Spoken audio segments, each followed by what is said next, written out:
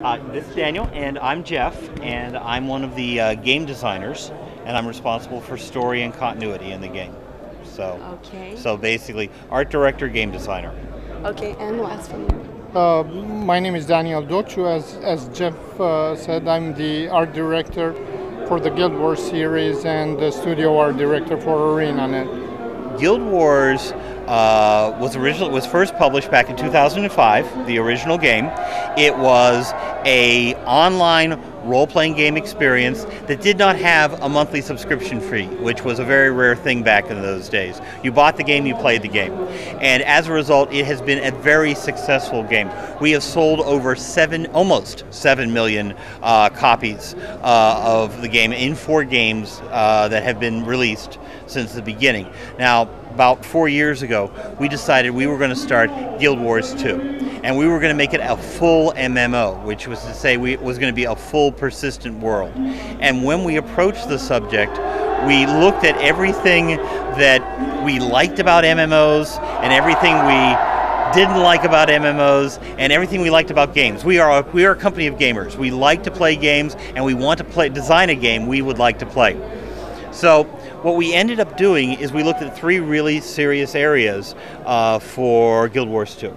One is a visceral combat system, and by that we mean it's one that you're really engaged with, where position is important, where moving around is important, where staying mobile. It's not a question of looking at your gauges and boxes. It's a question of where you are on the screen and what you're doing. This has produced a very strong, dynamic dynamic game system. And what's about the story of the game, you know? The story of the game itself takes place 250 years after the original Guild Wars. It takes place in that time. The dragons have awoken. Now the dragons are evil, titanic, powerful elemental forces. They're like, living hurricanes or earthquakes, and they live only to consume and to destroy. And the story of Guild Wars 2 is the races coming together in order to meet a greater threat, and that's the theme of the game. So we have 5 races in the game.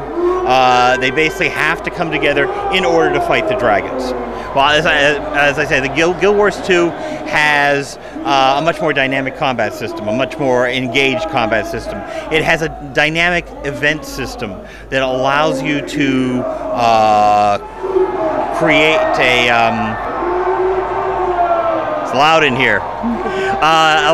It has a dynamic event system, which is very good and popular, which allows people to deal with a persistent world, a world that's always growing, always changing. One thing we didn't like about MMOs was that it had, you would go out in the world and there would be a guy with a bang over his head, and you would say, "Can you kill 5 ogres for me?" And you go and you find the ogres. They weren't doing anything. They're just hanging out, and you're fighting. You go over the hill in Guild Wars 2, and the ogres are burning a village to the ground. And you're given the choice of, do you want to be a part of this? You don't have to answer a quest. You don't have to talk to anybody. You basically go in and do it. It becomes part of the universe. And because of what you do, that will have effects on the greater world. You stop the ogres, you might be able to find a treasure map that will send you in another direction. Someone will want to rescue something from the ogres. If you fail, the ogres burn the place to the ground, and you're going to have to rebuild it. In other words, it creates a living world that people can really engage with. The last thing is, in this game you create your character and you have a personal story. And that personal story, when you create a character, you can select your profession, you select your race, but you also choose, like, where did I grow up? Was I of the nobility? Was I of the middle class gentry? Did I grow up on the streets? And the decisions you make set your path. And then, as you make more decisions in the game, you create for yourself a unique experience. So your passage through this world is different than everybody else's. So the idea of creating a unique, personalized story is a big part of the game as well. We start with the basics. We start at the basic levels, as we introduce the various components, that it becomes very accessible. It's very easy to get into the world and to basically develop from it. We've been running demos here. We first promoted our demo at, we first revealed what we were doing back at Gamescom of last year. And since then we have shown new additions, how we've grown, how we've changed, and we've showed introductory areas where people are coming in and learning how to play the game. And we're watching, we're seeing what the feedback is, and people are grasping our concepts very easily, and it makes us feel good because it really shows we're on the right track.